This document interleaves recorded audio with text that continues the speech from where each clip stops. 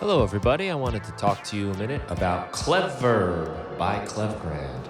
Cleverb is a really cool algorithmic reverb plugin for your DAW. It allows you to emulate all different kinds of rooms. And right now, Clevgrand is giving Cleverb to all members of my music production club. If you go to brianfunk.com/MPC, you will get Cleverb when you join the music production club. And also be sure to check out clevgrand.se to learn more about Clevgrand's really awesome plugins. I'm a big fan of their work. And now on to the show. How's it going, everybody? Welcome to the Music Production Podcast. I'm your host, Brian Funk. Today I have a special guest, Thomas Glendinning from ELPHNT, or ELPHNT the man? What? I don't know. Do you call yourself ELPHNT, like I'm ELPHNT, or usually you like I'm Tom, right? Yeah. Usually it's Tom. I haven't quite figured that one out yet. I did, like in a couple of my earlier YouTube videos, I say, "Hey, this is ELPHNT," and then I was like, "It's kind of a bit weird. Maybe I'll just do, hey, this is Tom." So, hey everyone, this is Tom. Yeah, that's something I always went through with when I was doing the Afro DJ Mac title. I was kind of like, well, it's part of the reason I'm glad I changed it. I could just say, I'm Brian. Hello. Yeah. But let's see. Tom is making huge waves in our Ableton music production community, from his tutorials, from his YouTube videos, his packs. And I have to thank you, too, for last month during February. You were kind enough to offer your Frozen Grains Ableton Live pack, which is such an awesome sounding pack, man. It's Thank you. 60 presets of just granular sounds that you say going through analog sources, which maybe we could even get into a little. But they just sound awesome. They're like otherworldly. There's so much you can do with them. And it could be any genre. And I know the people in the club that had gotten it were really raving about it. And thanks so much for doing that team up with me. It's been pretty cool. Yeah, it's always cool to team up with other people doing interesting stuff. So yeah. Yeah, so I'll just throw out your site right now. It's elephant.io, but there are no vowels except for the first E. So it's ELPHNT.io. You have no idea how much trouble that's caused me. I thought I was being really clever with that spelling, but it's caused me nothing but pain. Yeah, I know, man. Like it's hard to like figure out like a name and a way to identify yourself that's all like easy to get, but also Googleable, if that's a word. Yeah, exactly. And communicable to people verbally. Yeah. I mean, there are some things like I try to put into Google and it's just like, there's just no way I'm going to find anything because the words are just too common. Yeah. Well, the great thing about elephant and the way I've spelt it is if you put it in Google the way I've spelt it, it's going to be the only thing that comes up. Yeah. But if you just tell someone, if I just said to someone like, "Hey, I'm ELPHNT," and they Google elephant, they're not going to get they're going to get a whole bunch of stuff about elephants. Yeah. So it's funny. It works well on the computer, but it must be one of those things in real life that you have to always explain every time you say it. Yeah. Well, I get that even with my name, is that really your last name? So it's a common thing. So, well, I'm actually interested to hear about whether you want to chat about it now or a bit later on about why you decided to drop the Afro DJ Mac and go with your own name. That was like that name, Afro DJ Mac, was this like imaginary rapper that me and my friend came up with, like, and he had his own name, I had my name. And it just so happened that as I was putting stuff online, like my first Ableton Live packs, I just put it under that name. I didn't think about it much. And then I started getting some people actually downloading it. I'm like, 100 people are subscribed to my channel now. Wow, and that was more than I'd ever had. So I can't change it and lose them all. And I basically kept that idea for years that I can't change it and lose them all, where I should have just done it right in the beginning. It just, I felt like it was just not really a good representation of what I'm doing. I'm not a DJ. I've never been a DJ, for instance, so that was always Yeah. something I'd have to explain. So it was just, I didn't want to do my real name because I teach in a high school, and I figured like Mhm. I'd get found, and the kids would. I don't know what I thought they'd do, but there's always like that. They probably totally love it though. Yeah, it's always positive, but Yeah. there is this like kind of maintaining your personal boundaries thing with teaching, Yeah. and but the funny thing is they find it anyway. They're the best online detectives there are, so they found it right away, and it just I'd had enough, I guess, of saying this is Ever DJ Mac, and so I went with my original given name. I unbranded myself, and it's been a lot nicer. I do kind of feel, and all of this is in my head too. This is really like no one else even cares. That was the funny thing. As soon as I changed it, like it didn't matter. Yeah, exactly. Your name's kind of what you make of it anyway. At the end of the day, so. I just felt like more free, like I could do whatever I want to do, because it's me.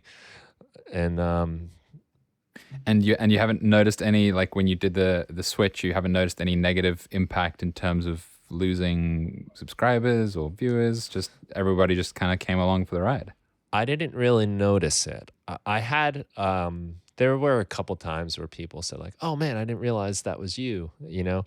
I think I got like one or two replies to my emails that I send out being like, who the F are you? And then they realize they're like, oh, dude, I'm so sorry, But really, that's about it. Cool. So, good to know. Yeah. So how are you, man? I was gonna ask. Yeah, go ahead. I was gonna ask you what. It's totally not even related to anything musical related, but I was gonna ask you what grade kids you teach. Oh, right now it's ninth, which is ninth grade, like 14-year-olds. I bet they love you. I bet you must be just like the cool teacher, the cool musical teacher. I always have a good relationship with the kids. That's why I like to teach. I love working with the kids. So that's always like important to me to, I want to be relatable. I want to be like an adult that they feel like respects them. I just know growing up, I always appreciated any adult that actually talked to me like a human. You know what I mean? Yeah. So I like filling that role a little bit. And, like life is hard in high school, and to be like a positive force in their lives. And, who knows? Like there might be some kids like I'm the only person that says hello to them all day. And that's really cool. That's really why I like it. So yeah, that part's important. I want to enjoy what I'm doing. I want them to enjoy it. We have to be there. We might as well enjoy it. So yeah. Cool. Nice. Sorry to just take it off tangent. That's okay, man. This is I sometimes say the show about all things making music, and everything is I'm finding more and more everything is connected. Every angle seems to play a part. Yeah. So what's been going on with you, man? It's been a little while since we've had a chance to talk. Yeah, probably about 2 years, I think, since the last podcast. Yeah, it was 2017, episode 26. You can listen to if you want, people. Wait, so what episode is this? How many episodes in are you now? This will probably be around 158 or so. Nice, give or take, depending on how things pan out. Yeah, that's pretty cool. So, are you doing like an episode a week? It's averaging about a week. I've sometimes gone a couple weeks without doing them, and then some weeks I put out more than one. But I've just kind of finished 3 full years of doing it, and I wound up at 156. If you divide by 52 is 3. So I'm like pretty much on track. I want to try to be a little more consistent with that. Just one a week, instead of like, oh, there's 3 episodes just came out, and then you don't hear from me for 2 weeks. Yeah, well, congrats on hitting the 150 mark. Thanks, man. It's pretty cool. It's been so fun, and it's the kind of thing like I think I'd do it anyway, you know, even if no one Yeah. listened, Yeah. because you know, just getting to talk like this right now, just having an uninterrupted conversation with somebody is a rare thing in this world Y- these days. Yeah. Yeah. Exactly. For more than 2 minutes. Yeah, I mean, even with like the So, people closest in your life, it's hard to find that time and or to set aside the time. You just don't do it. So yeah. for whatever reason, since we're on the video and we hit the red record button, you know, it makes this like a focused thing, and it's nice. Yeah. That's very cool. Yeah, I keep seeing you Yeah. pop up. Like, got like a nice article from Ableton not too long ago about some of your videos, especially the Max for Live ones, and it seems like more and more like people are talking about your work. It's really cool to see. Well, that's what I'm trying to do. Hopefully, Hmm. just keep building and building. So Hmm.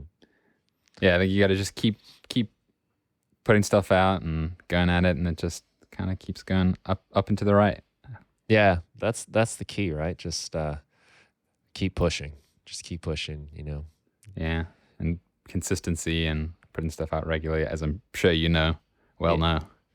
Yeah, like I mean, even if it's just a little, like an inch a day, you know, or even if it's just not going backwards, you know, I feel Yeah. like you have to keep. It's almost like a muscle, you know, like it's like exercise. You don't just like work out and then you're permanently in that shape you were. You know, Hmm. it's always changing, so you have to really just be at it and keep going. Yeah. Mm. Yeah. So I did mention, you know, the frozen grains pack. That was a really nice one. I wanted to ask you a little bit. What were these analog sources that you describe? And like The, so they were analog sources that go through granular effects. Maybe you can tell us a little bit about the you know, behind the scenes in the chocolate factory. yeah. So essentially, it's basically just a bunch of rec- recordings that I've collected over some time from whether it's field recordings, analog synths, just kind of building up libraries of sounds. Hmm. Um, and so I just kind of what I did is I went through that whole sort of library I have of sounds that I've collected over years and years, and picked out a couple ones that I thought had a really good sort of initial quality to them, whether it was a synth loop or a particular field recording or even like a drum pattern or something. Um, and then fed those through a series of different granular, well, sort of starting with granular effects to get that kind of textural lush sort of thing, but really a number of different effects, delays, reverbs, distortions, whatever, to create the sort of single note tones. So most of the time I was picking out like single notes, Mhm. because obviously, ultimately, as I'm sure you know, building samples and sound packs, you want to have just like an isolated note so you can build a nice instrument out of it. So running through all those sorts of effects, through some granular stuff to get it nice and patty, and then just kind of resampling those all back and recording them as I think it was like 8-bar little segments. So I had a nice long chunk of audio, and also making sure within the effects as well, I was even adding automation and small little changes so that it's not just like 8-bar static sort of sound. There's some movement in the changes over time. So you'll actually hear on some of the frozen grains patches, if you play them with the sort of long sustained notes, there's a little bit of movement within the sound as well. Because I was trying to create something, yeah, sort of very atmospheric, cinematic, that I think, as you said, it does work for sort of any genre, but it particularly the sounds work really well for adding sort of space and depth to things. If you want like a big lush pad in the background, Yeah. they're really good for that. Yeah, they have a long life when you hold down the notes. It's not just like, you know, sometimes like you hear like the Yeah, loop doot doot doot, you know, or it's just very static. These things kind of like evolve and move quite a lot. yeah, that was kind of the intention, is to give them a bit of, yeah, as you say, a bit of a longer life so that you can play sustained chords and keep them interesting. And you said you run it through granular stuff. Can I ask you to be a little more specific, or are we going to make that like the secret?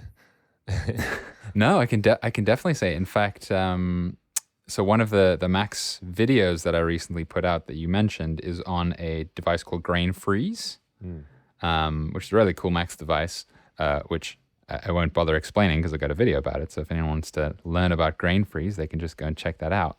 But it's basically it's actually, I think it's made by Monolake. It's one of the Monolake Robert Henke Max devices that he's made. So it's probably one of the oldest Max devices, but it just like still keeps trucking. It's a really good device.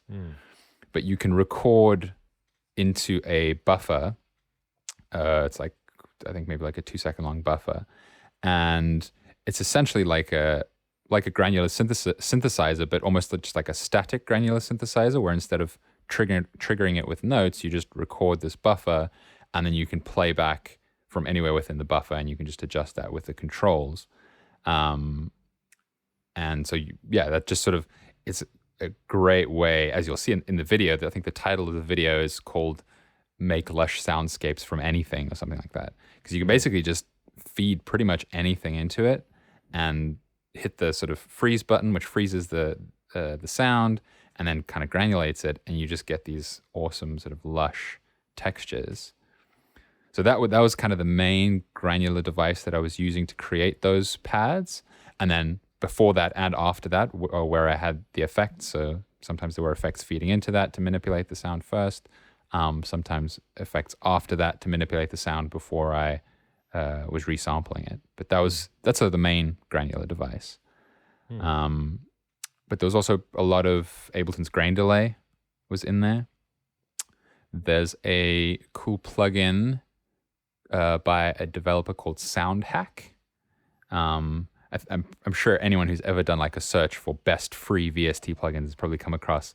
There's this SoundHack delay bundle, which they're these plugins that just have these absolutely horrendous interfaces. The interfaces are just gross. In terms of not like horrifying, just like really bad user interfaces. Right. But they sound amazing. And one of those is like a granular delay type thing, but it's got a really nice texture to it.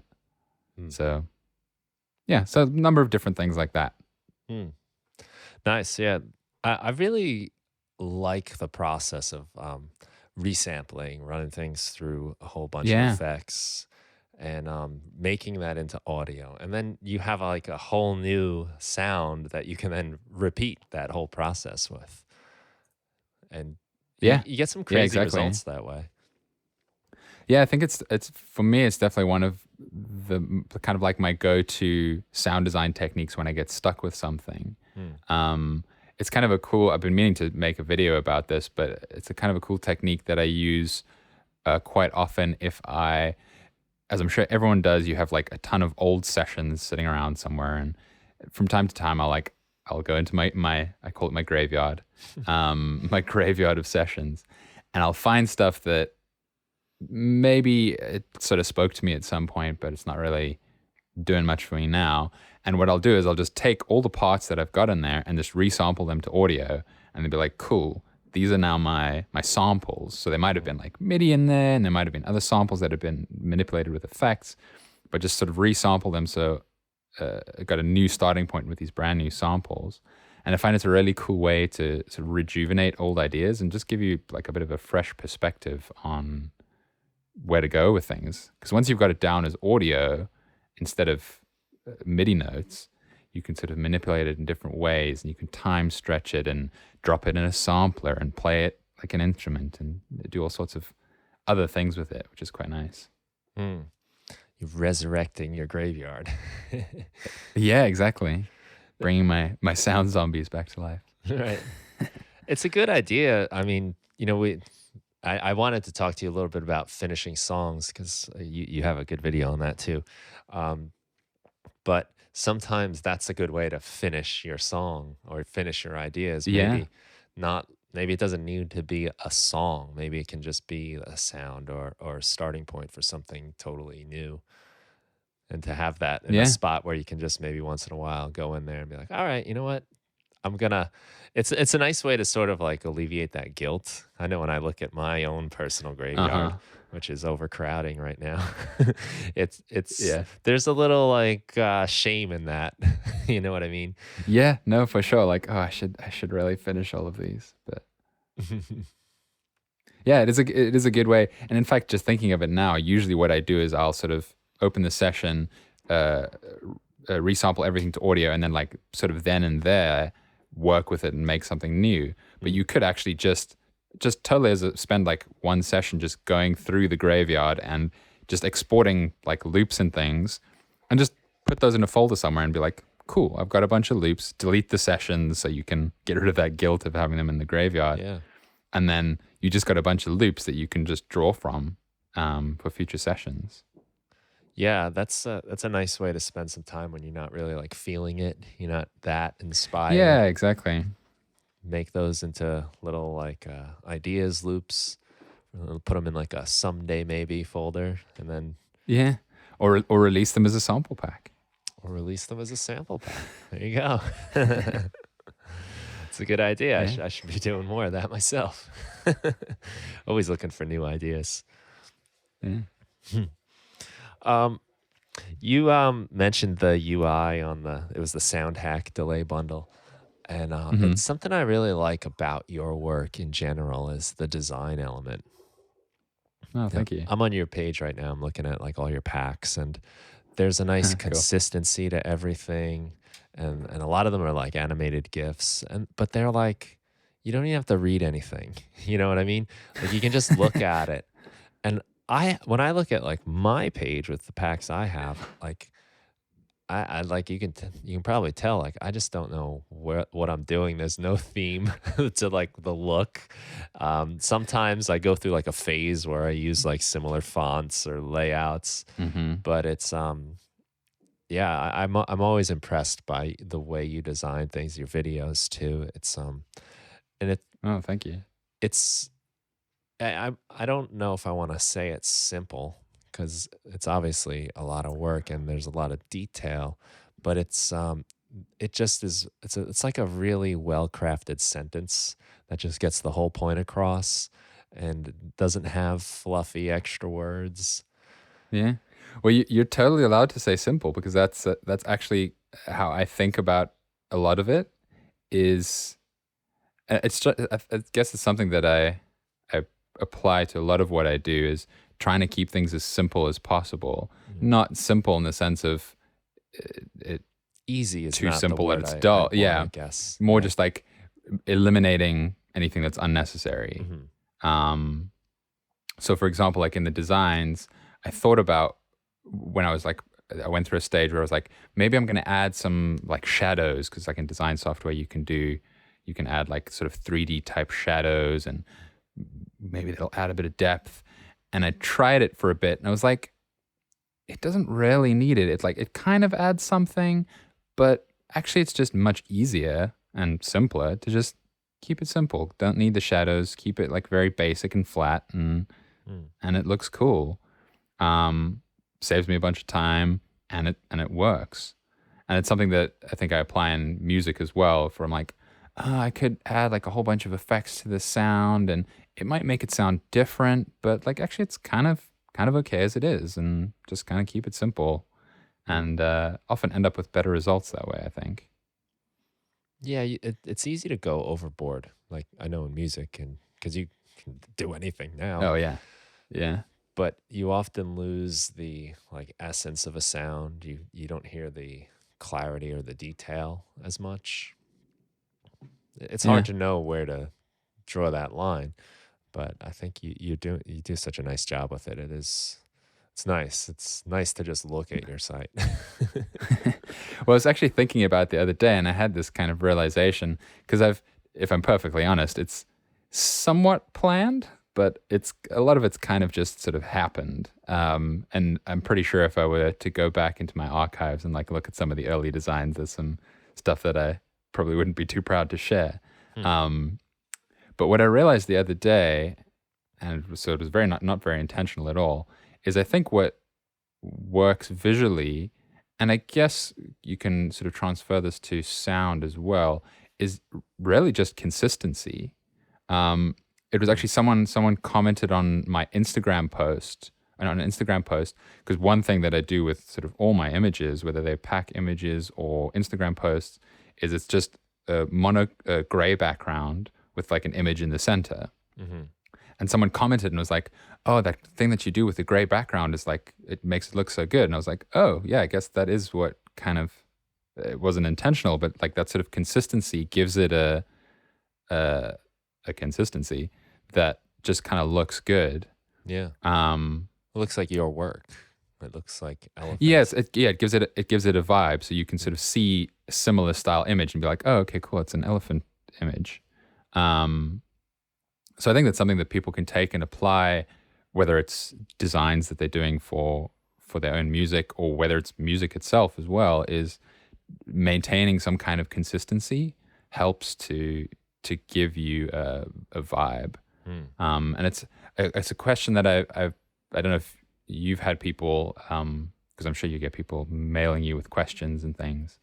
Something I hear from people quite a bit is how do I refine my sound? Like I want to, I make music and it all sounds so different. Like how do I find my sound?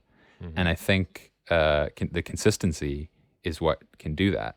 If you consistently use the same kinds of instruments or apply the same kinds of techniques, you can build, for want of a better word, like a sound that people Yeah. can hear and recognize and say, "Ah, that's Brian Funk's sound," or "That's Elephant's sound." Mm-hmm. Yeah. Technique or sound. Yeah. I think that's hard for people these days because you have access to every sound. Yeah, You can yeah, change it up every single time. I think back in the day, the old days, kids, when you didn't have all this stuff, like it was your sound because those were the things you had. It was your yeah. just collection of ingredients, very limited ingredients too. Gave you your Yeah. thing. Mm.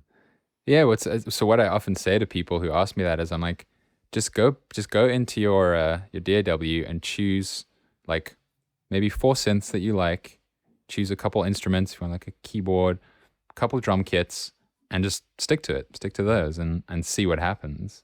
Um, because you can do, I mean, as I'm sure you know, you can do so much with a relatively simple palette. And Yeah. as you say, like all the sort of old school music, like the house is just like a 909 drum machine and 303 bass line and some samples really, and Hmm. it's get yourself a classic house track.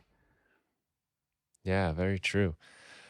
I've found that in some of my own work, by just making those decisions, it's amazing how much it helps you get things done too. In the Yeah, last EP I just put out, A Journey Inward, available in all streaming services right now. it I'll have to check that out. well, it's like an ambient album. I kind of intended it to just like put headphones on and fall asleep to. Like almost not even really listen to it, just kind of feel it and sink into it. That sounds right up my street. Yeah. Well, I've been into like doing that myself, like listening to music to fall asleep. So it's it's served that purpose. But I used the OP1 and I had 4 tracks and that was it. Like you can do so Yeah, much with 4 tracks of even just one instrument. I threw in a couple field recordings in the background on a couple tracks just to give it that like yeah, Y- real yeah. world You got to have vibe. some field recordings in an ambient piece. Yeah, yeah. So Now it's someplace. But man, those songs and that work was easy, compared to a lot of other things that I've really had to like pull out of my soul and force mhm. into the square peg when it's a triangle. Like Yeah, a lot of work is like that, but this because of that, I think, just some of those limitations, decisions and commitment to sticking to certain sounds, certain genre helped a hmm, lot. nice. Yeah, and I think it's the kind of thing that you can approach for. It's not like you choose your instruments and then that's it for the rest of your life. Um, what I notice for a lot of the artists that I really like is it'll be like an EP where they'll put out an EP. Like a really good example would be someone like Floating Points. I don't know if you know Floating Points. Mm. Like his most recent album is very much centered just around his Buchla synth.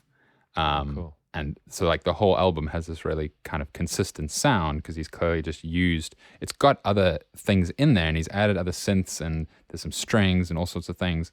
But because he's sort of chosen this Buchla as like the focal point, all the tracks have this sort of common thread through them. And like his last album as well, it's sort of like a Rhodes electric piano is the thing that kind of anchors everything. And even though there's other stuff that goes around it, and has that consistency, but he's able to sort of change it up between projects. So yeah, it's like something you can do on an album basis or an EP or a live show themed around a certain thing. Yeah, it's an interesting thing to explore. Yeah, I like that way of thinking a lot. And I'm finding it inspiring for me as far as making music goes.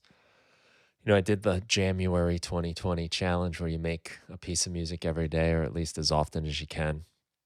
Yeah. And one thing that came out of that is like and I did 4 of the 5 tracks on my EP in those jams.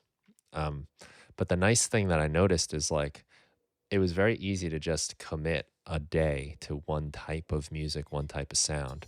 So like I did the ambient things with the OP1, but then a few days later, it was just acoustic guitar.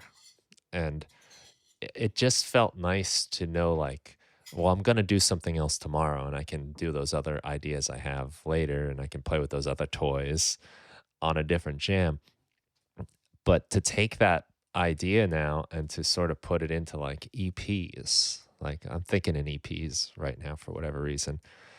And I feel really inspired to do say like an acoustic guitar album. And then maybe after that, Yeah. it's like who knows what I want to do next, but to like pick the certain types of tools, like you said, and then be okay with like leaving other things, like leaving some stones unturned. You know, Hmm. I stole that phrase from a blog by Seth Godin that I found really inspiring, where he's like talking about leave stones unturned. It's a good thing to do, Yeah. and it makes you kind of excited to come back the next time on the next project because you've got these things you didn't fool around with, and Yeah. and now they're That's there. yeah, I really like that. Yeah, it's got me like pretty psyched about making music in these like kind of small project forms, where and even having a few songs, like the idea of doing an EP, it also makes like Hmm. each song a little less precious. Like it's not like Yeah. this is the acoustic guitar song I'm making now, and it's like the end of the world because it has to be the perfect Yeah. acoustic guitar song. But when it has like some brothers and sisters that'll be on the EP with it, you can kind of like spread the joy, like spread the different like aspects of what you're trying to do across a few songs. Yeah, and really sort of explore that one idea. Yeah, And I think also you mentioned earlier wanting to chat about finishing stuff. yes. I think this whole EP approach that you're talking about is, or not necessarily, it doesn't have to be like an EP, but more just like a project approach is kind of a really cool way of going about finishing things. I think a lot of music that people make nowadays, because I'm like a little bit out of touch with the broader music industry, but it seems like singles are kind of where it's at the moment. Like Mhm. everyone's concerned with making the single, making a song, and it becomes almost difficult to finish things because everything's so isolated. Whereas if you have like a bit of a project, even if it's just like a 4-track EP or something longer, having like a really tangible goal is a nice way to finish stuff rather than just sort of open-endedly making tracks for no real purpose. Mhm. But when you've got like a completed project and there's going to be maybe like 3 or 4 tracks that sort of fit together, and you maybe want to have a little bit of a progression through the EP, it gives you a little bit more incentive to actually finish things. And yeah. I totally agree because I think that's the common factor of like everything I've ever finished and actually like released is it was this little project or this like idea that I had some like room to spread out in so I don't have to do every single thing that I think is cool in one song. Yeah. You had done I think it was for YouTube, right? You were doing like some songs for that like YouTube music library? Yeah, so I did a couple. I did 2 batches of 10. Mhm. So they've got their YouTube audio library, which is just basically like stock library music that anyone can use. It's meant to be for like basically for people to use in the background of YouTube videos. I think they're pretty relaxed with it, and they let people use it on Instagram or whatever. Mhm. Um, so they asked me to do a bunch of those tracks. I did 2 batches of 10. Um, it was pretty fun, a really fun project. And I think one of the things that I really enjoyed about it is I was able to finish 10 pieces of music, which is like more music than I'd finished in the previous 3 or 4 years, really. Mm. Again, because there was this very tangible sort of outcome or goal of like 10 tracks. There was a particular brief that I was working towards. Fortunately, it was quite a really nice sort of flexible brief.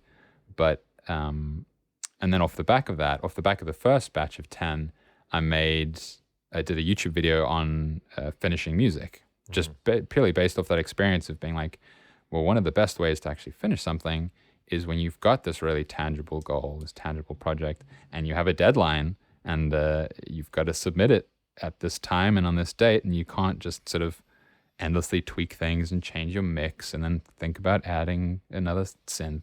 Like you've got to, at some point, you got to sort of stop and be done. So it was a really cool experience purely for that, just for having this deadline to be like, I've got to finish something now. Was that the instructions? Give us 10 songs in a month? The instruction wasn't a month, but when they gave it to me, they were like, "Give us 10 songs by this date," and it happened to be a month away. Must have been by someone that's never made music before. Well, you want to know the funny songs. the funny thing is, so I did the first batch of 10, which took me about pretty much about 30 days, and I was like, that was really tight. I could never do anything quicker than that. The second batch came around, and the timing just so happened that I had a bunch of other stuff going on, and it ended up that I had about a week to make 10 songs. Whoa. And it was completely my own fault because I'd had to deal with all these other things. And I was like, there is no way I'm going to finish these 10 songs in a week. I'm going to submit late or whatever it is. But I managed to do it. And I think it's like a testament to having deadlines, because when you got to finish it, you just got to finish it. And I definitely worked some pretty late nights, but managed to get it done. So there's a power to that date on the calendar. And that's how it worked for me too. My goal was to finish February. We did January, so I was like, let's do finish February. Oh, cool. And thank God it was a leap year this year, because it was 11 o'clock that on extra February day. 29th. Yeah, man. It was 11 o'clock when I was putting it on DistroKid to upload it. Nice. So the EP that you finished for Finish February? Yeah. So I knew through the jams, like I had a few songs that I was into. And I had some grander ideas for it. Like I was doing some mixing onto a reel-to-reel machine.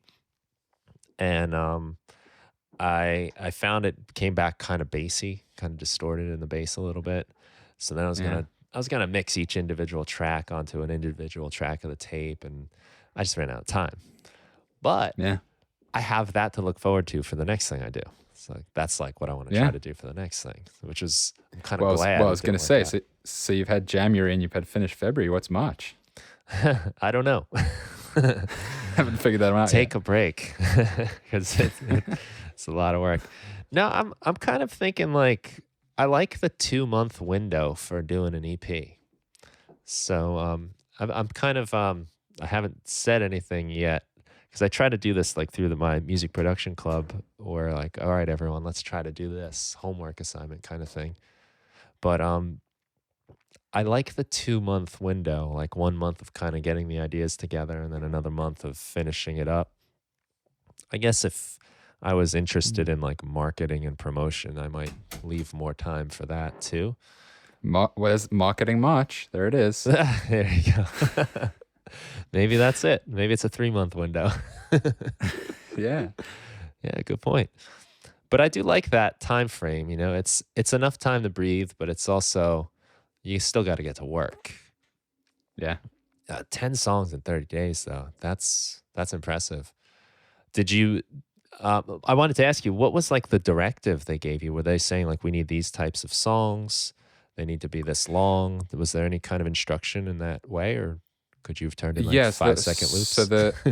the two batches had different briefs. So the first batch of 10 was they just wanted something kind of with an African vibe because I'd mentioned to them, I was like, oh, I'm from South Africa. I've done sort of African kind of music in the past.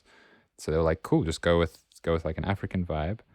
Um, because it's library music, so obviously no vocals because it needs to be in the background.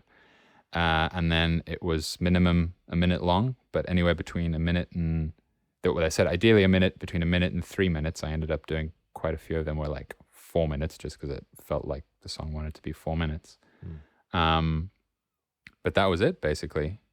Pretty, yeah, fairly sort of loose brief, which is really nice to work yeah, towards. but And still the second enough to batch, work with. yeah, exactly. It gives you some kind of direction. The second batch was so the same in terms of time requirements, no vocals, but the brief was cinematic. Mm, So music to be used in film, really.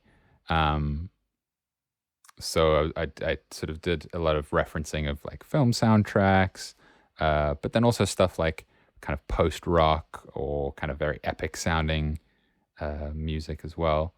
So there's a bit of a variation in the, mm, the second batch as well. But yeah, the brief for that one was cinematic. mm. Nice. Yeah, I like that it's something, but it's not too much. There's some room. Yeah.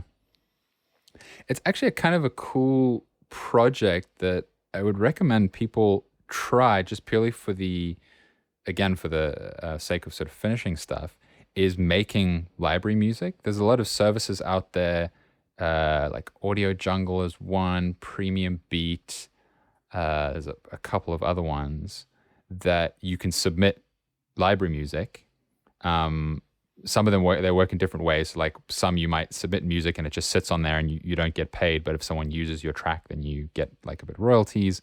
Some of the other platforms, they might like pay you an upfront fee. I think those ones are usually a bit more strict because they obviously want to know that you've got good stuff if they're going to pay you an upfront fee. But I've been considering just sort of doing more of those just for my own personal enjoyment because it's quite fun to.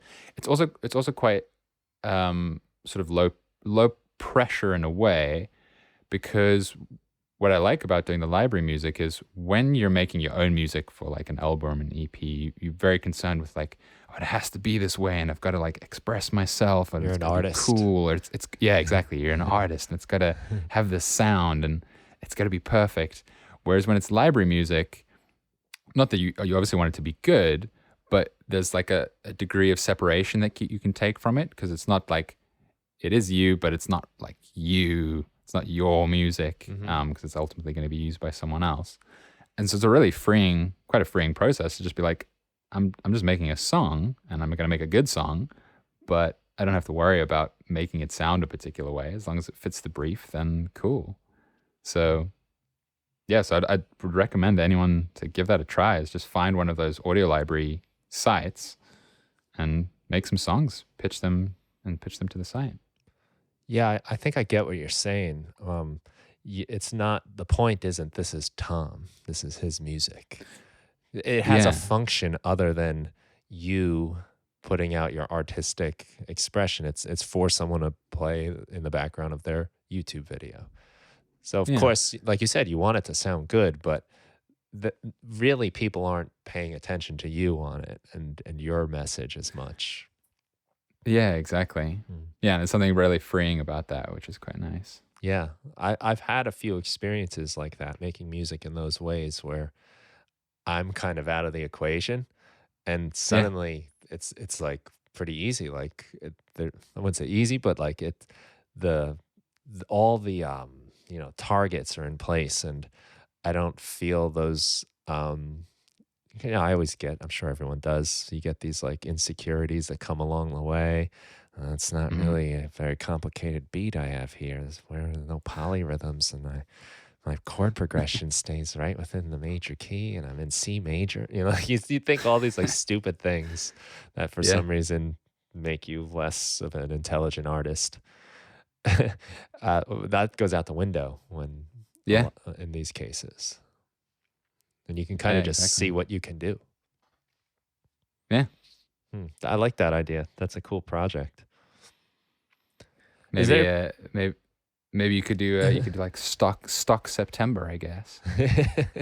Just Okay, do the I challenge for gotta the. keep in touch with you for these ideas, right?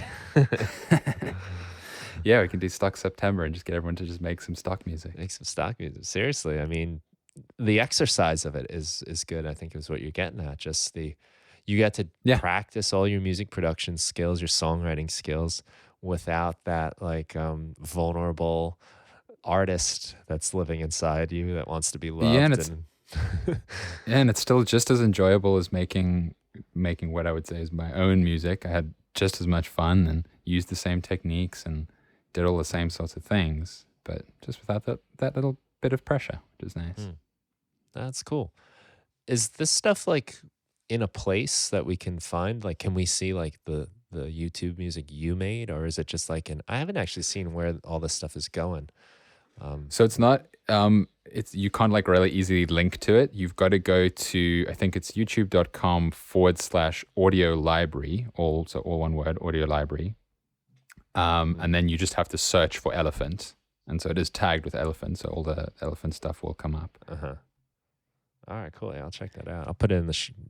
I'll put directions, I guess, in the show So notes. the To find it. yeah, you can't link directly to the tracks. You can just sort of put the Mhm. directions how to find it. Yeah, I'd be interested to seeing what you did, and see if I can pick out like your personality in there a little bit. Yeah, I'm sure they've all still got like a me vibe. So I think everyone does whether you making techno or drum and bass or dubstep, there's always something that's you in there, whether it is like that particular chord that you really like or a particular sound that you use all the time. There's always a little bit of you in whatever you make. Hmm. That thought has helped me a lot.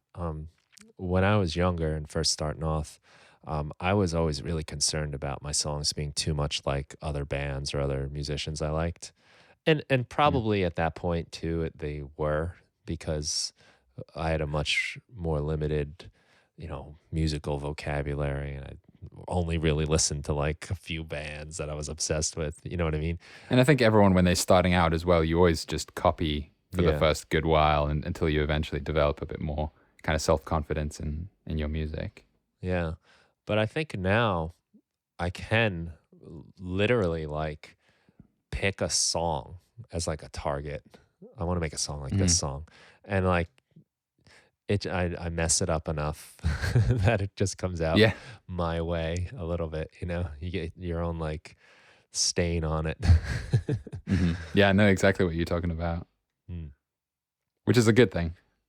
Yeah, yeah. That like it's nice that it Yeah. just kind of happens, because inevitably along the way I get some weird idea, or I decide that I'm gonna try this or that, and now I'm off track a little bit, and that's almost what you want. Yeah. Nice. Um, we had a few things we wanted to get at. You were talking. I guess this is like in a way too kind of related to like the business end of this. Like Hmm. um, we're all musicians, but we're also trying to like turn it into some kind of livelihood, and it's a really interesting time right now, because it's not just you have to make that hit song and go on tour and be a rock star. There's a lot of other avenues, and probably being the rock star is like even more far-fetched than it used to be. Yeah. Just because people can, we used to have such a more limited music. Like you pretty much got what came on the radio, you got what came on MTV.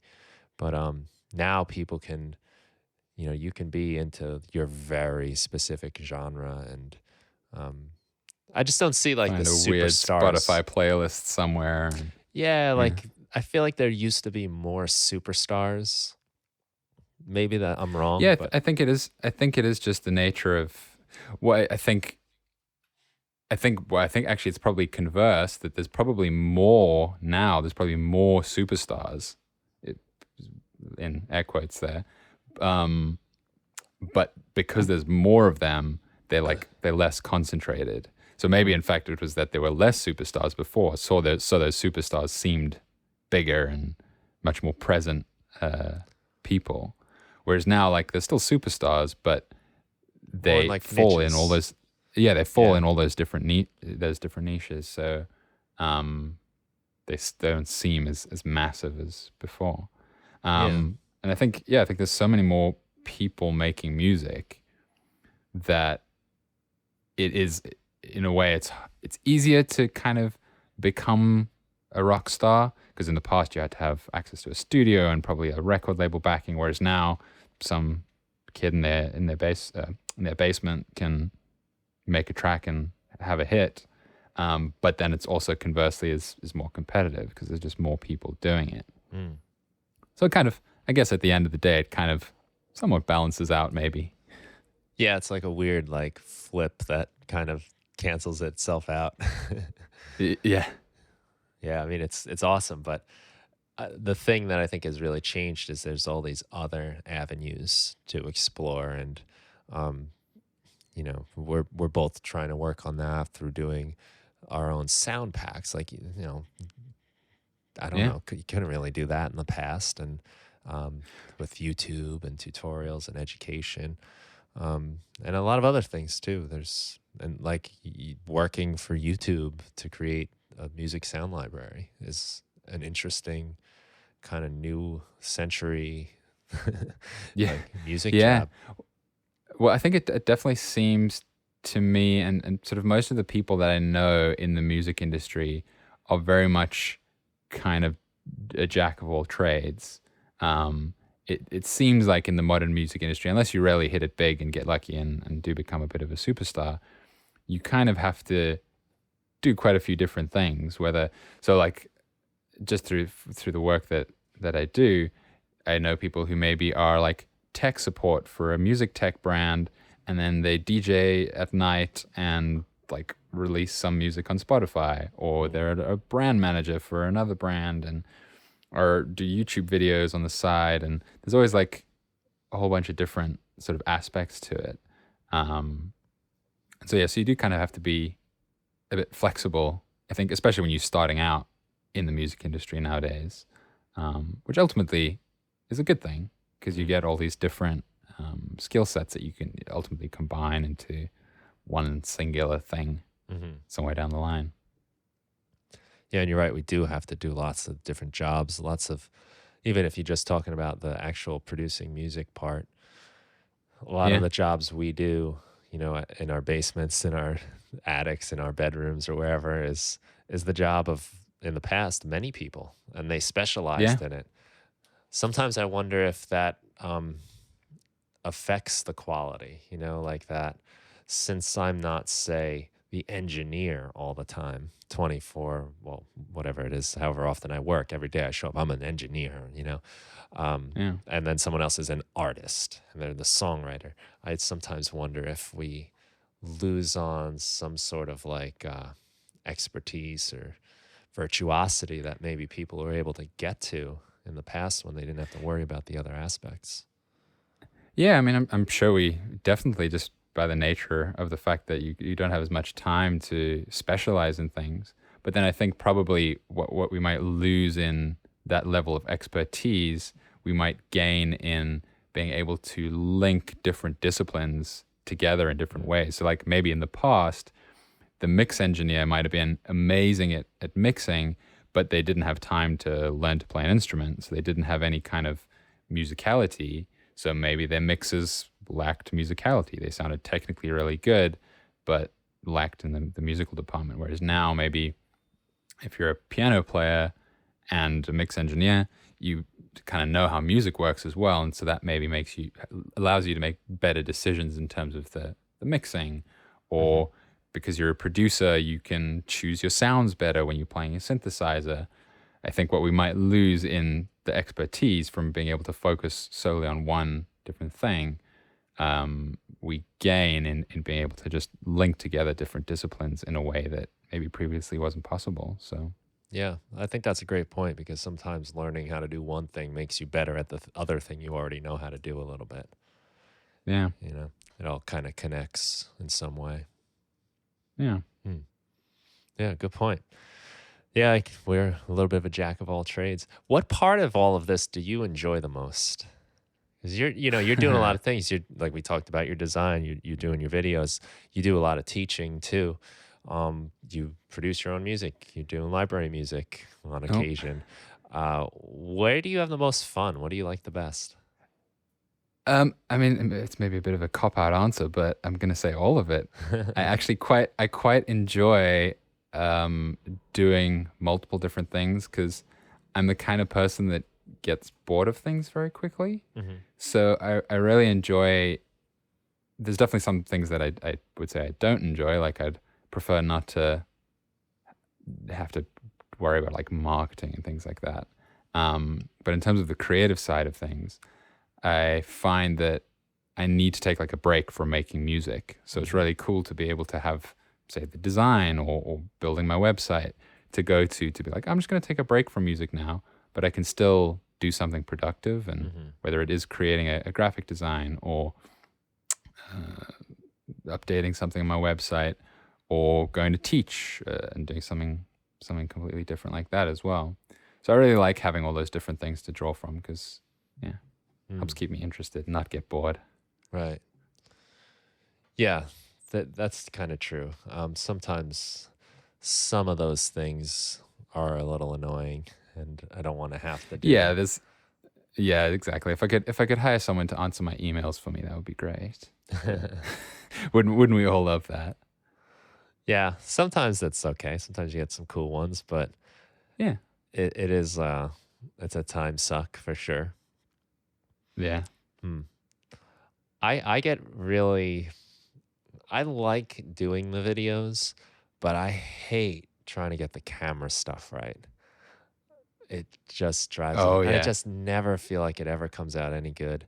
And sometimes even like I don't know, maybe right now it's starting to get better with the lighting in my, because of the way the day is changing. But there's just like certain times of the day, like it's whited out, or like you Oh just yeah. can't see things, and I don't know, like that part of it is still a mystery to me, and it's Yeah.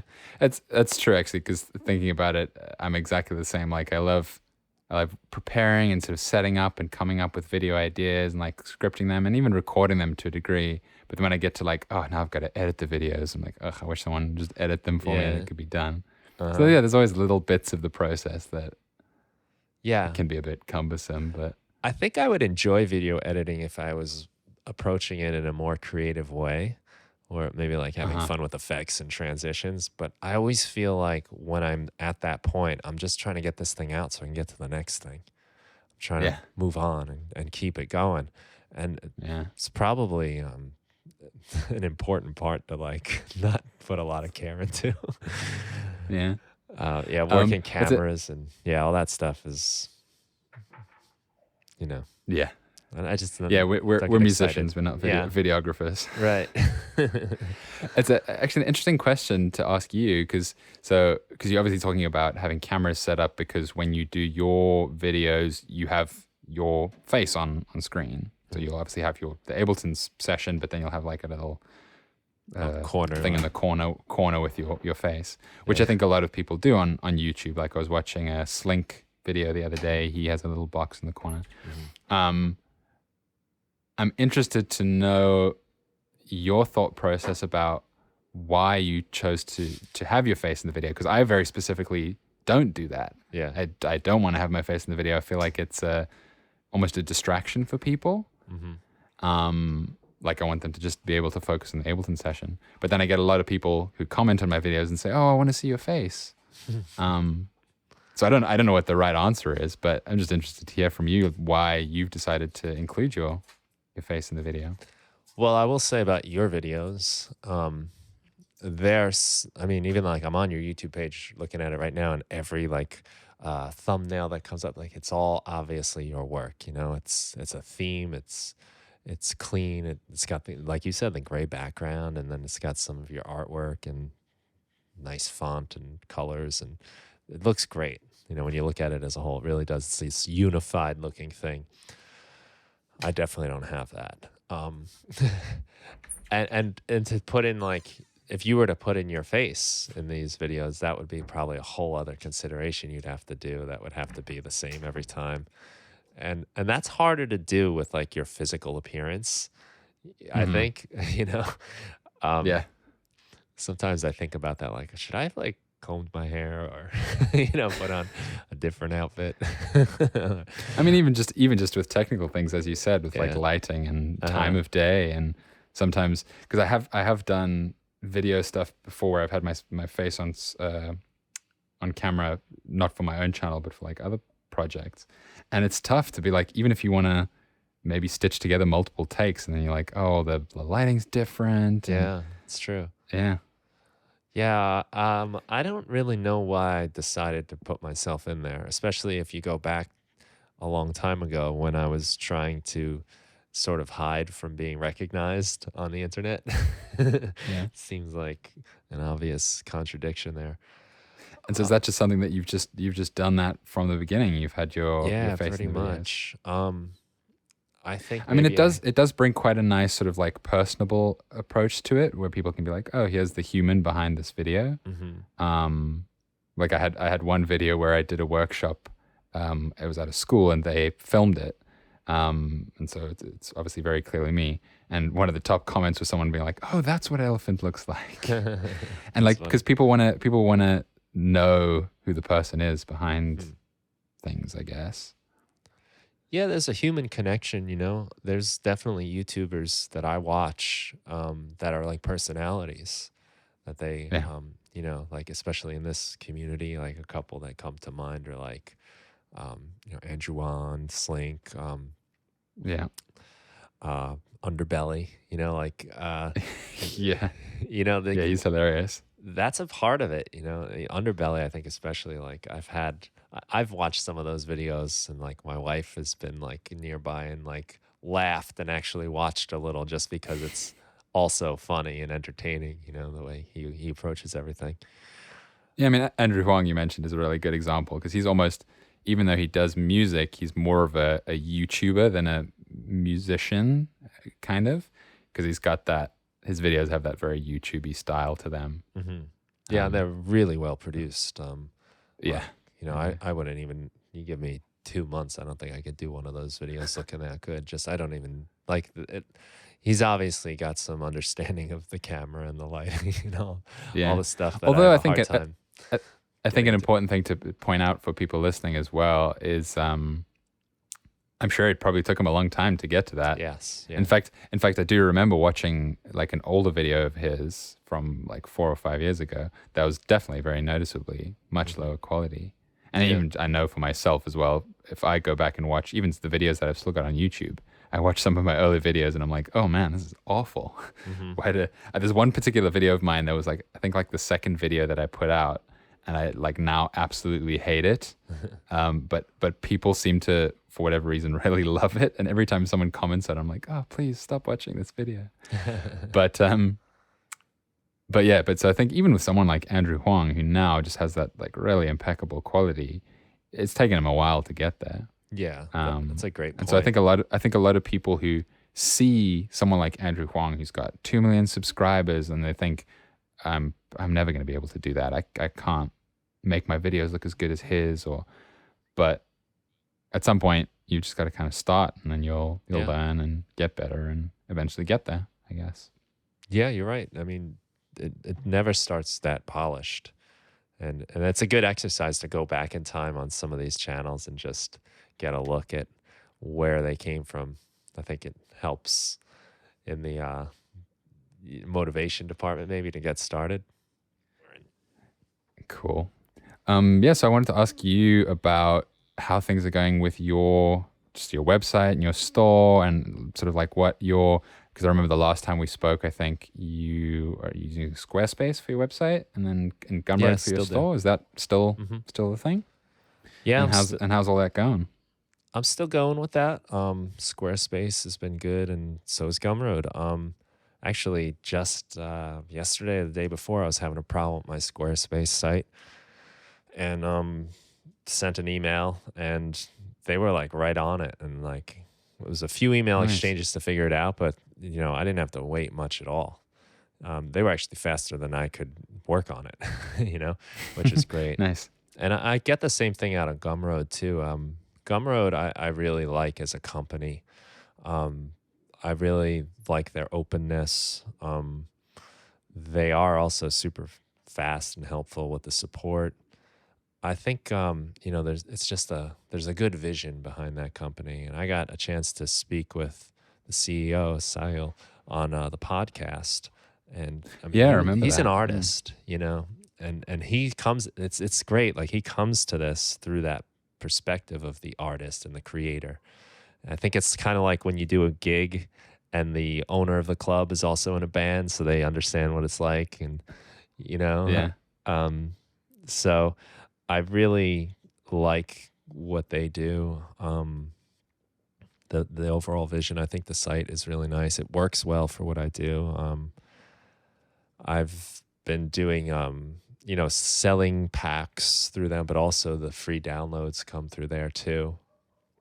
It's a nice way to Cool. collect like an email address, like when someone Hmm. downloads stuff, and they let you send out your emails through there, which saves me a ton of money. Because, Yeah. I mean, to send out all those emails through like a MailChimp type service would cost me a fortune. I don't think I could do it. Yeah. It's because so many of what I get is through free downloads. So Hmm. like it'd be to the point where I'd be like, no more free downloads. Like I feel like I wouldn't be able to really do that because I couldn't afford to actually use my email list. Yeah. If you know what I mean. Yeah. I don't even know what I would do. Um, I like that a lot, and I use them for the subscription for the music production club. And Well, I wanted to ask you how the two compare, sort of having packs as just like buy once sort of pack yeah, versus the subscription. Is how have the subscription thing worked out for you? Because you've been doing that for quite a while now. yeah, that's been going a good, I think 4 years now. It Oh started wow, okay, that this long. March, I think maybe it was 2015. I don't know. It's been going a while. There, one of the biggest benefits, and this is something I think that I've unknowingly like worked into my life, is like the routine of it. Like, Uh huh. it's the podcast too. Like I'm trying to do one a week, so I keep going, and but having to have something new like every month is a great motivator just to get to work. Like I'm on the hook. I have to do Yeah. something. There's people Yeah. subscribing to this, and I want it to be worthwhile and valuable. And I want people to feel like they're getting a steal. Like this is amazing. That's how I want you to feel with it. So it keeps me working, keeps me coming And up so with new are you ideas. creating a new pack every month then for that? Just about. Um, w- Nice. what That's really I'm impressive. trying to. Well, it's a lot of work. It is. Yeah. And something I've been trying to do, and you're kind of involved with it in February, is to not just have it always be like something I'm making my own pack. I mean, I did include my jam project files in February too, from January. But I also want to kind of like expand it out a little where there's some like collaboration, or if I can share my audience like with other audiences, and I like that a lot. Like there's so many people doing so many cool things, and I Yeah. like spreading the word in some way, and hope that like I have something worthwhile to offer that would make people want to. Like Hmm. I hope like you offering frozen grains last month I'm hoping you're like, this was awesome. You know, that's how I'd hope you'd come Yeah. away from it Yeah, too. yeah, of course. Right now, So I Clevgren got a is, couple hundred people that's that awesome. I probably might not have seen my work before. I've seen my work, so it was really You know, cool. it's a great excuse too to like spread the word about what you're doing.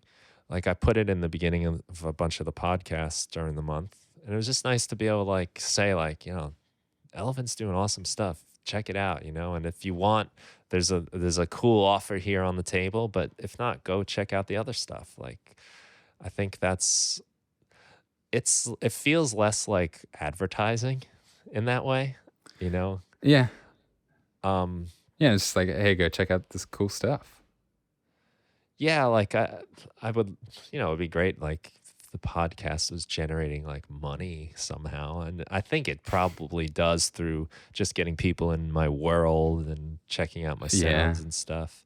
And you know, like one of the last podcasts I did was about the EP, and I used the EP as the kind of like example of the lesson I'm teaching or the Yeah. thoughts I'm going through. So it's a nice way to get your music out there. And, you know, I think you probably know that too. Just by putting out content, it gets people into your world and your art. Yeah, well, I've got, I guess, my equivalent of the podcast is I've got my email newsletter that I send out every 2 weeks.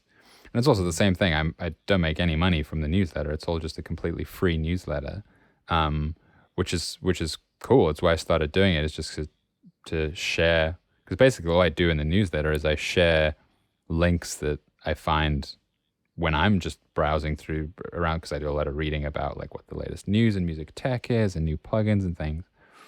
And so I just share those with people, and I don't directly get any money from the newsletter, but as you say, it's like it's just getting people into my world, and hopefully people are reading and listening. And then every once in a while when I've got a pack, I can just let people know that I've got a pack. And so yeah, it's just about hopefully just doing cool things, and people will latch onto that and be interested. Yeah, that's the idea. That's the club is something I'm putting a little more attention into this year. Cool. Like you know, it really just been like new pack, new pack, new pack.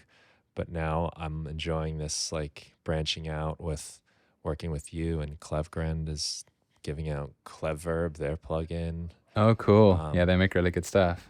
Yeah, I love their work, and they're like a little different, you know. It's Yeah. and their UI. I mean, you must love that on that aspect. It's great. Yeah. Like the design is awesome, but it's not like the more traditional like, okay, this is that console you've seen in the famous studios with a knob. Which is what I like, love about it, though, is it's so unique. Yeah, and that's what I love about it too. You know, like sometimes I feel like I'm tired. I'm tired of seeing just feels weird.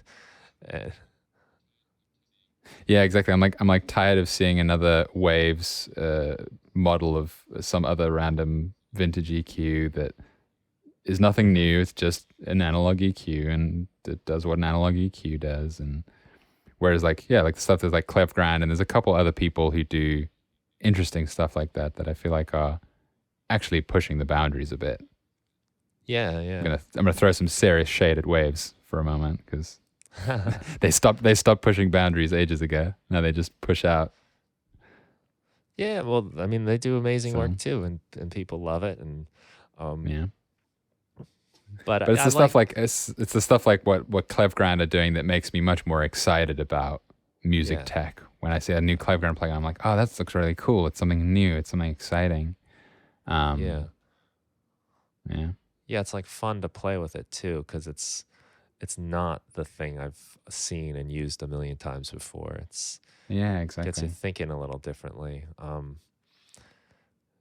Just going back like a couple steps to your the music production club, I was interested to ask you if there was, because the production club is almost what you're doing with the production club is, I guess, what a lot of people are doing nowadays with something like Patreon. Very, very similar, I guess, where you've got like a monthly sort of thing and people get rewards for subscribing. I think you even had a Patreon at some point, and did you sort of consider whether you wanted to do like a Patreon versus running a subscription on Gumroad. Is that something you thought about? Yeah, I guess when I started the music production club, um, I don't know if I'm not sure if Patreon was around as much, or I could be wrong about that, or I just didn't think of it as being similar to Patreon at the time. Mm-hmm. Um, so my idea was to have like this club, and like you're gonna get like something new, and it's like cheaper than if you were just buying my stuff from the store. Um, and I had the vision of making it a little more of a community, which I've think I'm really only getting into now because I started like a Discord server that was Oh, cool. awesome through January and through finish February. It was like really fun. Like I'd go on there and be like, oh man, everyone else is doing a jam today. It's like I gotta do it. Like, and it was got me to work a lot of times, and a lot of Nice. cool ideas were shared, and even like some of the music people were making. I was like, I'm gonna try something like what you did, you know. Um, so That's that cool. was like that was something I really wanted to do with it. I sometimes wonder if like that's a good model too. I don't really know. I did start a Patreon when I started the podcast to just like you can donate for the podcast. Um but I just I didn't water that garden very well, you know. Um I it was It just is just another like it's thing another to thing that you have to maintain. Yeah. yeah, and then I would have to like put posts on it and then click like charge people for this. I Mm-hmm. wasn't it's not like I think Patreon's great and like I enjoy the people I follow on Patreon, but it wasn't I wasn't doing it right, and I'd rather put the energy in the club and you know um the free packs and all of that Yeah. stuff. I think I don't know if that one's better than the other. Um it's probably just the one you decide to work with more. So, I don't know. That's an unknown for me, but I'm already going with Cool. this, and I do enjoy this, and it's been a lot of fun to try to build it and get people interested and to see that people like it. You know, Yeah. Nice.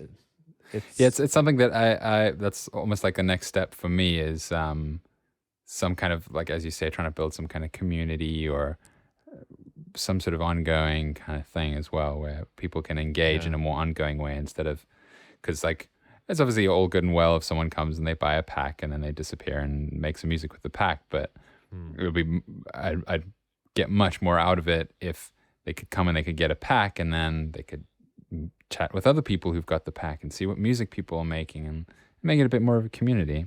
So I think, that's a big motivation for me. Is like, what happens to all these packs that people download? You know, like, yeah, and the club is and the Discord especially has been a nice place where I can hear what happened. People share it. I love that's probably the best part of doing it is getting that email or something that says like, "Yeah, I used just this pack you made in this song," and you listen to the song, you're like, "Oh my god!" Like sometimes you recognize the sound, sometimes you don't, but yeah, it's just so cool that like that work created more work. Someone else did something, and then it comes back to you, and it's like, "Oh man, it makes me want to do this. It makes me want to try that."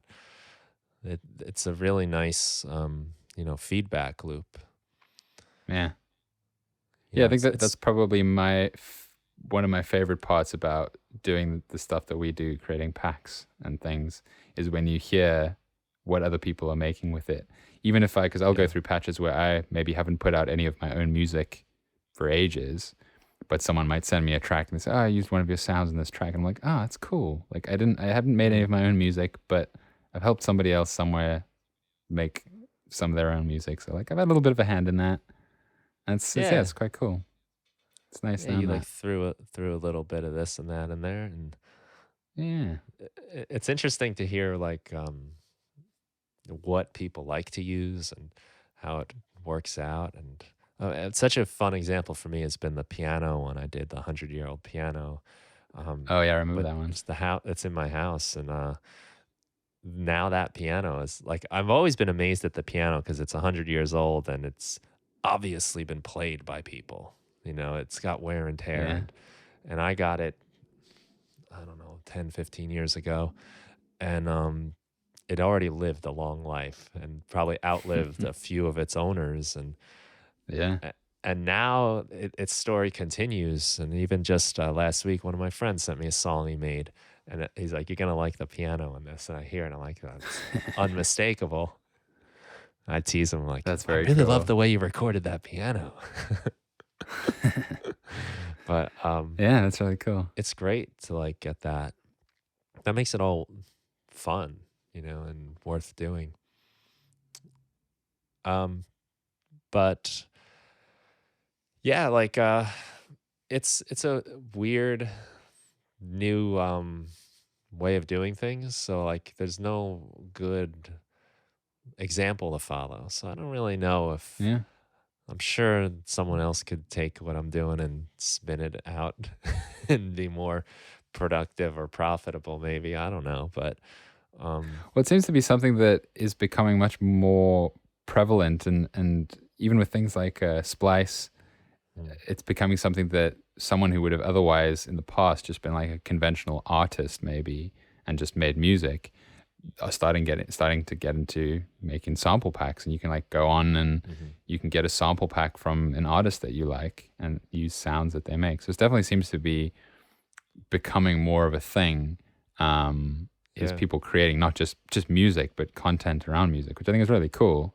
Because it's like, yeah, it's like almost like a secondary industry that sort of builds up around this primary industry of actually making music and then all the stuff that goes on behind the scenes. So, and I think, and because we were talking about it earlier and about making a living and making money doing music, I think it'll hopefully just keep becoming something that more people can get into and actually use as a way to have some kind of a career in the music industry, is whether it's creating sample packs or tutorial videos or whatever it is, this sort of like peripheral content around making music. And just, yeah, hopefully allows more people to get into and stay in the music industry and make a living doing something really fun. Yeah. One thing I'm trying to do is incorporate the actual act of making music into all of this stuff. So, I mean, that's why, like, and this might be a reason why I elect to put my little picture in the corner of the videos, um, Yeah. to kind of like personalize it a little bit. Um, I don't really know if, how marketable my like January project files and presets are compared to Yeah. like, trap hats and, you know, Yeah. packs like that, you know, Yeah. um, but I think maybe to like a small select amount of people, they enjoy that. And Yeah. I think if there's someone out there the who's getting something out of it, then Yeah, and plus now I'm like making music. One of the problems I've had in the past is I'm making all these packs and I never get a damn chance to use them myself because I have to do the next one. I have to do this and I have to yeah. promote Yeah. it, and maybe I'm also doing other things that are taken away from my time. It would be kind of nice if it all sort of became part of the process of making music. I've been able to do that a lot with the podcast, I think, where the things I'm going through and the things I'm making, they ultimately just become things to talk about on the show. And then the guests are that's just nice to talk to people. But a lot of the like solo ones I do are, I get more podcast episodes out when I'm making more music and when I'm actually doing it. You know what I mean? Like, Yeah. because I'm thinking about Yeah. it. And like you were saying earlier, like about the, I think you said this during like the YouTube thing. It's like once you start doing one thing, it kind of leads to other things. Like your the finishing music video. That I'm looking at now. It's got over 200,000 plays. I mean, because you were hustling and working so hard to get 10 songs out in 30 days, you also popped out that video. And like I just think that's cool when the planets align, and like your work spawns off a lot of different things. I think it makes for a more like compelling story too, a more like Yeah. interesting thing to follow. Yeah. I'm very much with you though on the same sort of wavelength about wanting to include more actual music making, and Mm-hmm. exactly as you said, it's really easy to get caught up in like, oh, I've got to make this pack and like get it out there, um and then not actually make any music with it. Hmm. So that's very much something I'm trying to work on at the moment, is making sure that not only am I creating all this content, but also making sure that I take some time to just like sit and make some of my own music, even if I don't release it. Just yeah, just actually just sitting down. And one thing I've done recently is I've sort of set myself this challenge to say like every day, no matter what, bar like a few exceptions, I'm gonna sit down and do 20 minutes of music. Like even if I just open up Ableton and jam for 20 minutes and delete it, Mm-hmm. like that's cool, as long as I'm just sort of doing the music as well. Yeah, I think it's important to try and maintain that. Yeah, just the act of it. Yeah. I mean, I get a lot of satisfaction. I'm sure you do too, out of the sound design stuff, and just Oh yeah. it's fun. Like I'm sure to put some of those sounds you've collected into the grain delay or the grain freeze or any of those effects you use, and then pop it into sampler and see what comes out. Like that's an adventure in itself. And I get a percentage of the satisfaction I get of like finishing a song out of just Hmm. coming up with cool sounds for p- potential songs one day. Yeah. You know what I mean? Yeah. So there's an adventure in that, but yeah, I want to tie it together because I don't want to be talking about making music and never making it. And sometimes I feel like I talk Mhm. about it more than I actually do it. Yeah, I know how you feel. So I guess it's fun. You know, that's another thing too. It's just this whole like game of trying to figure out a way to make music and like some sort of like career off of it. You know, Yeah. that you can like be proud of, and you know, not have people tell you to get a real job off of it, like that kind of thing. Like Yeah. that's a fun game too. Just figuring Yeah. it out and what's working, what's not. Um, it's that I think when you look at it that way as an adventure, and I think you know having a day job helps for me, where I can call it a game, I guess. But Yeah. it it's still like there's a lot of ways to look at it, I guess, and it's a cool thing to figure out. It's a fun puzzle. Yeah. Exactly. You're always trying to figure out the Mm. next little thing. Yeah, and you never really know what's going to happen for the most part. It's always a little bit of Yeah, a that's surprise part of the for fun. me. So you're just exploring and exploring new territory. Yeah. Yeah. Well, man, I kept you longer than I said I would. It's cool. It's good to chat. Yeah, definitely good to chat. Let's see. We've kind of said it at the beginning, but we'll say it again. People can go to elephant.io. That's ELPHNT.io. Take out the E and the A, right? And Yeah. yeah. No vowels except the first E. Uh-huh. Anything coming up you want people to be on the lookout for? There's lots of stuff in the works, but nothing that I can give a definitive deadline for, and so I don't wanna promise anything and then it only comes out in a year's time or something like that. So Gotcha. there's lots of stuff in the works. So I got lots of videos kind of in development, a couple new pack ideas that are just sort of getting started. So Nice. yeah. Well, we can So get them hopefully to something sign coming up up to your soon. cool. We can get them to sign up to your newsletter. That's Yeah, that's something that's pretty regular. I send that I missed the last week because I was on a plane, but I'll be back from next Tuesday.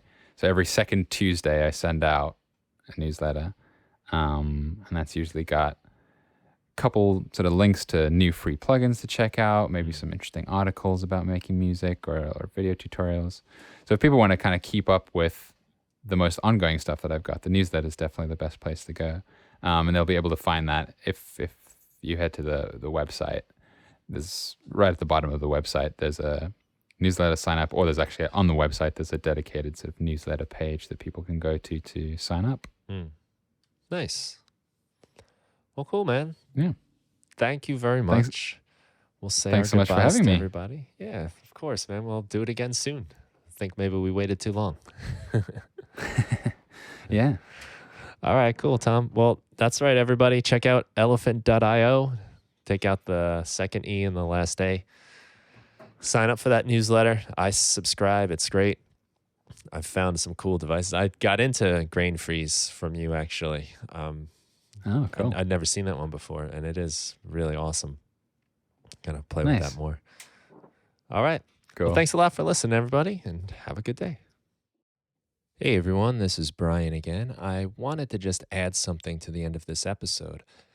As we were getting near the end, I kind of realized we'd been going and talking for a long time, which is usually the sign of a good conversation when you lose track of time, but I didn't want to keep Tom too much longer. But one of the things we did talk about is how I like to use Gumroad and Squarespace. And Tom had recently told me that he'd moved away from Gumroad and Squarespace and gone to WordPress and WooCommerce for his website and his products. And I got to ask him later on why he did that and what were the benefits. And the funny thing is, Tom kind of went to WordPress and WooCommerce for like the opposite reasons as me. I kind of like the simplicity of Squarespace and the fact that it's not as customizable and it's a little bit easier to work with. And WordPress is much more open. I used to use WordPress and a lot of times got lost in its complexity. Tom, on the other hand, wanted that and was looking for more customization. So he went in that direction. As far as Gumroad goes, it worked for me. Tom was looking for more customization. Again, I'm looking for something that maybe just is a little bit simpler for me. As you know, Tom is more into the building his website programming aspect, I guess, than I am. And I just think it makes a good point that it really doesn't matter what you use. It's not that there's one right thing or wrong thing, and that goes for all kinds of stuff, whether it's the gear you use, the DAW you use. It's the one that works best for you that is the best one to use. And I think we see a lot if you go online, people arguing over which DAW has the best features or which virtual synth is better. It doesn't matter. They're all great. And I think we've sort of found that out in our conversation, which I did, cut short because I felt it was going too long and I didn't want to keep Tom too much longer. But it was an interesting point I just wanted to share with everyone here is that you got to find the thing that works best for you. And Tom and I, even though we're doing very similar things, actually went in opposite directions. And those opposite directions worked better for each one of us individually. And it goes to show you, it's not the thing you use, it's how you use the thing. And, don't get caught up in those arguments. Use the thing that works best for you, whether that's the DAW, the synth, the guitar, the whatever it is. It's whatever fits you and your personality and your own abilities best. So thanks. I just wanted to add that. I appreciate you listening and have yourselves a wonderful day.